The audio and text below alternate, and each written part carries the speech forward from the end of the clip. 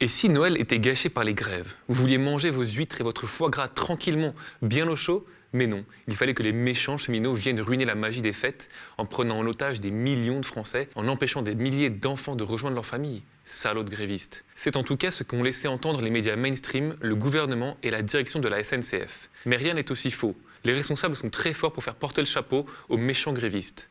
On vous explique ça.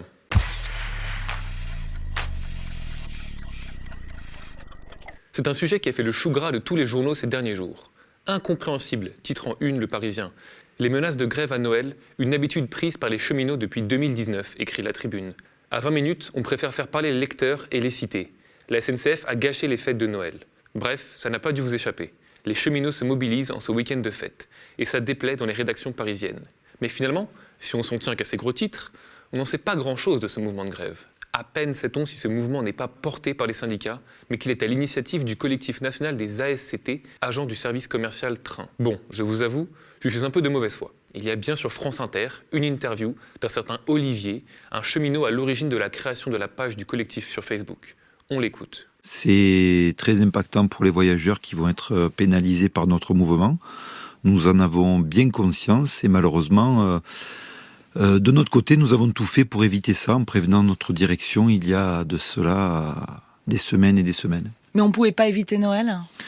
On aurait pu éviter Noël, notre entreprise, nos dirigeants auraient dû éviter qu'on en arrive là, effectivement. Les revendications sur les meilleures conditions de travail et une meilleure rémunération étaient donc connues bien en avance par la direction de la SNCF. Cette dernière a tenté de calmer les esprits en proposant une prime de 600 € brut annuelle et une indemnité de 600 € brut supplémentaire. Si on fait les calculs, environ 38 € net mensuels. Bref, largement en dessous de ce qu'espérait le collectif. L'idée de la grève est donc lancée, notamment avec le soutien de la CGT Cheminot et Sudrail qui, s'ils n'appellent pas directement à la grève, maintiennent leur préavis pour laisser à chacun la possibilité de se joindre ou non au mouvement. C'est le début de la panique. La direction de la SNCF, qui a laissé trop longtemps pourrir la situation, enclenche le plan de communication de crise. Banal, mais efficace. Les règles sont simples, rejeter la faute sur les grévistes, diviser, pour se poser en sauveur. Et c'est encore plus facile quand les médias relaient en boucle les éléments de langage et invitent à tout va les dirigeants de l'entreprise. Si vous ne comprenez toujours pas comment ça fonctionne, pas de problème. Christophe Fanichet, le directeur général de la SNCF Voyageurs, nous donne une leçon en la matière. Et pour autant, s'ils ne l'échangent pas ce billet, on va proposer des mesures de remboursement et j'ai décidé des mesures de remboursement exceptionnelles. Non seulement on avait dit 100% de remboursement et aujourd'hui je vous annonce à votre micro, on va rembourser pour les voyageurs qui ne circuleront pas et dont leur train sera annulé, c'est 200% de remboursement. Parce que oui, je trouve que la période, elle est très particulière, c'est Noël et une entreprise comme la nôtre, elle est à l'écoute de ses clients et aujourd'hui, cette grève elle est inacceptable et nos clients, ce geste, on le devait. Donc ça veut dire si je prends un Paris-Strasbourg par exemple qui est annulé, qui coûtait 100 €, l'entreprise, la SNCF rembourse 200 ? On sera à 200%, oui. La SNCF proposerait donc des billets remboursés à 200%. Généreux, n'est-ce pas? Mais ça ne s'arrête pas là. Interrogé sur la situation de milliers d'enfants privés de leur famille, Alain Krakowicz, le directeur de TGV Intercité, se déguise lui aussi en Père Noël. Il annonce mercredi 21 décembre sur BFM TV qu'un TGV spécial enfant serait acheminé par la voie ferroviaire pour le week-end de Noël. Un train spécial qui ira du nord au sud ramènera au moins 450 enfants dans leur famille, nous expliquera France Info. Ils sont vraiment sympas, la SNCF, dignes d'un téléfilm de Noël. Mais encore une fois, les cheminots jouent les ingrats, refusant de voir la bonté d'une direction à l'écoute des usagers. À l'image de ce tweet d'Anas Kazib, syndicaliste Sudrail et figure médiatique du jeune parti politique Révolution Permanente qui déclare « Rembourser 2 fois un billet plutôt que de répondre à des revendications légitimes qui coûtent moins d'argent. Voilà le dialogue social à la SNCF. Perdre plus pour rien lâcher. » Si quelqu'un doute encore que les grèves sont éminemment politiques et le cœur de la lutte des classes. Mais ne comptez pas sur le gouvernement pour apaiser les choses, et encore moins pour prendre parti pour l'amélioration des conditions de travail ou d'une augmentation des salaires. Petit florilège des pépites anti-grève de nos dirigeants. Bien sûr, je la regrette, je la déplore, je ne la comprends pas. Et je pense qu'elle est extrêmement regrettable parce qu'elle pénalise des centaines de milliers de Français, qu'elle déchire un certain nombre de familles qui voulaient juste se retrouver. Et d'ailleurs, je pense qu'elle fait du mal à beaucoup de cheminotes et de cheminots qui sont mobilisés et qui bossent ce week-end, qui ne voulaient pas de cette grève. Et les organisations syndicales elles-mêmes à la SNCF n'ont pas appelé à la grève. Je me mets à la place des Français et je partage leur colère. Je suis profondément choqué par ce qui se passe depuis maintenant 48 heures. Je trouve que c'est assez irresponsable que de condamner 200 000 voyageurs à se ruer soit vers une location de voiture dans des conditions difficiles, il n'y a pas forcément des voitures à louer. Et ce que je trouve encore plus injuste, je vais vous dire Jean-François, et qui est profondément injuste, c'est que en réalité, ceux qui devaient partir dans les territoires, qui n'ont pas de train, doivent se ruer aussi sur l'avion. Et tout le monde ne peut pas se payer un billet d'avion, surtout au dernier moment. Donc ça veut donc dire qu'il y a des gens autour de nous, et beaucoup, qui vont tout simplement pas pouvoir passer un jour, 2 jours de Noël avec ceux qu'ils aiment. Je trouve ça irresponsable pour rester poli, mais ma pensée est un peu plus virulente que celle-là. Plus facile donc de taper sur les méchants grévistes plutôt que sur les conditions qui les ont poussés à faire grève. Pourtant, la hausse des salaires, la défense des services publics et de meilleures conditions de travail, ça devrait intéresser tout le monde. Ça ne devrait pas servir à monter les pauvres contre les un peu moins pauvres comme le fait la Macronie et ses armées depuis quelques années pour mieux faire passer la privatisation des services publics. Bon, Sylvain, vous avez envie de dire quoi aux agents SNCF là? J'ai envie de leur dire joyeux Noël d'abord. C'est gentil de pourrir la situation pour tout le monde.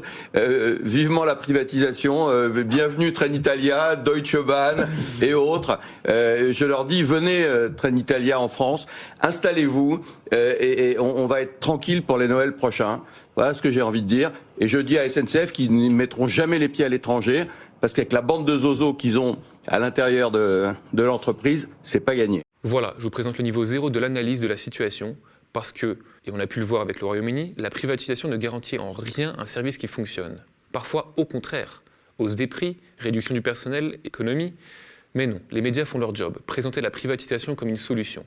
Partout, on ne parle que des trains supprimés et des familles impactées. Mais d'où, comment et pourquoi, c'est beaucoup moins sexy. Ça me rappelle la différence de traitement de BFM qu'on avait noté il y a quelques semaines entre la grève SNCF et la grève des médecins libéraux. Pour celles et ceux qui ne voient pas de quoi je parle, à la SNCF, ça donnait ça. Passons à cette grève surprise maintenant qui a été annoncée aujourd'hui et qui va sans doute compliquer les départs en week-end. Léna Mahmoud s'est rendue gare de Lyon pour demander aux usagers comment ils s'organisent alors que les contrôleurs ont annoncé qu'ils allaient faire grève à partir de vendredi. Et oui, Clément, ce premier week-end de décembre s'annonce compliqué sur la circulation des grandes lignes de la SNCF. Alors j'ai pu échanger avec des voyageurs franciliens à Gare de Lyon qui se situe juste derrière moi. Et cette perturbation commence à être un ras-le-bol pour tout le monde, mais aussi un agacement. Je vous propose de les écouter. On commence à faire beaucoup de grèves et derrière on n'a pas de solution pour tout ça. Et au final, c'est le quotidien, c'est le peuple de tous les jours qui paye en fait pour ces grèves. À force d'en faire, c'est pesant, c'est pesant. C'est infernal, je pense à un moment donné, c'est bien beau de faire grève, mais quand ils font pas grève, il n'y a pas toujours les moyens non plus mis en place pour faciliter les trajets aux gens. Alors vous allez me dire, pour les médecins libéraux qui étaient en grève depuis début décembre pendant 2 jours et avaient fermé leur cabinet, c'est pareil. Mais non, pas du tout. On écoute cet extrait de BFM, visiblement beaucoup plus complaisant avec les médecins qu'avec les cheminots. Aujourd'hui et demain, impossible d'avoir un rendez-vous médical dans ce cabinet. Les 6 médecins libéraux sont en grève en même temps. Une première pour Mathieu, généraliste, pourtant débordé. Ce matin, j'en ai vu 15 et là, je pars pour faire au minimum 11 visites. Et je sais que forcément, il y en a au moins 2 ou 3 qui vont se rajouter. Vous allez finir à quelle heure là ? Là, je vais finir à 21h, 21h30. Sans parler des heures passées à remplir des papiers et dossiers administratifs. Des arrêts de travail, des certificats pour le sport. Et voilà, ça nous prend un tiers du temps. Pour continuer sur ce sujet, le 18 octobre dernier se tenait donc une grève générale. Sur France 2 et TF1, on dressait un tableau bien sombre du mouvement social qui était accusé encore une fois de paralyser le pays et de bloquer des millions de Français. Devant des millions de téléspectateurs, les JT de 20h de TF1 et de France 2 usaient de la même rhétorique. Décrédibiliser les grévistes et plaindre les Français supposément victimes de la grève. Alors que le mouvement de contestation était plutôt suivi dans les raffineries, dans les centrales nucléaires et dans les transports, les grands JT s'obstinent à relayer les éléments de langage du gouvernement. L'impact de la grève sur les Français est démultiplié et condamné. Les usagers des transports sont plaints, les petits patrons érigés en martyrs. Et ce, encore une fois, sans parler des grands patrons du CAC 40 et du gouvernement qui s'apprêtaient à passer en force sur le budget en dégainant le 49.3. Finalement, on s'en est pris 10. Mon collègue Thomas Dietrich avait déjà décrypté ce discours médiatique présenté comme factuel, comme objectif et tout le tralala, qui donnait au contraire un point de vue très biaisé sur la colère dans le pays. C'est une vidéo que je vous invite à aller regarder après l'émission, on vous mettra le lien dans la description. Mais il faut croire que les rédacteurs en chef des grandes chaînes ne nous regardent bizarrement pas, puisque rebelote avec le mouvement de grève actuel à la SNCF. Pour vous l'illustrer, je vous propose un petit extrait de comment France 2 a traité ces grèves de Noël. Attention, c'est du haut vol. Un sentiment d'injustice de devoir se réorganiser. Au-delà de la surprise, je dirais une grosse colère. J'espère qu'on ne sera pas dans la galère, à attendre pendant plusieurs heures, bloqué sans train, c'est tout ce que je peux souhaiter. La colère prime aussi sur les réseaux sociaux. Il y a des limites à l'irrespect. 4 jours avant, priver des milliers de familles de se réunir à Noël, aucune solution de remplacement, je ne réalise pas, le sommet de la honte. Empêcher des étudiants qui travaillent jusqu'au 24 de retrouver leur famille pour Noël, c'est juste lamentable. Certains ont déjà trouvé des alternatives, avion, car ou covoiturage. Mais attention, rebelote, une autre grève est prévue pour le nouvel an. Et voilà, de nouveau les usagers en colère, les prises d'otages. Ce sont des expressions magiques qu'on retrouve tout le temps. Alors si beaucoup de médias évoquent les conséquences de la grève, peu, à l'inverse, s'attardent sur les causes. Et il faut le dire, les grèves trouvent leurs racines dans l'indifférence totale de la SNCF et de l'État. Celles-ci font la sourde oreille face aux revendications pourtant légitimes des grévistes. Et pour autant, on ne peut pas dire que la direction de la SNCF est du côté des usagers. On l'avait d'ailleurs dénoncé au mois d'août dans un article que vous pouvez retrouver sur le site du média. Ma collègue Shai Posey y mettait en valeur, fait à l'appui, la gestion catastrophique de la SNCF par l'État, de la gestion d'un service public façon Startup Nation. Bref, du tout lucratif au point de vouloir faire ses économies sur tout, peu importe les conséquences. Lors d'une commission au Sénat de l'aménagement du territoire et du développement durable, Bernard Roman, président de l'autorité de régulation des transports, dénonçait le manque cruel d'investissement. Un audit public a conclu qu'il faudrait mobiliser 3,4 milliards d'euros par an pendant 10 ans pour simplement améliorer le réseau là où il doit l'être.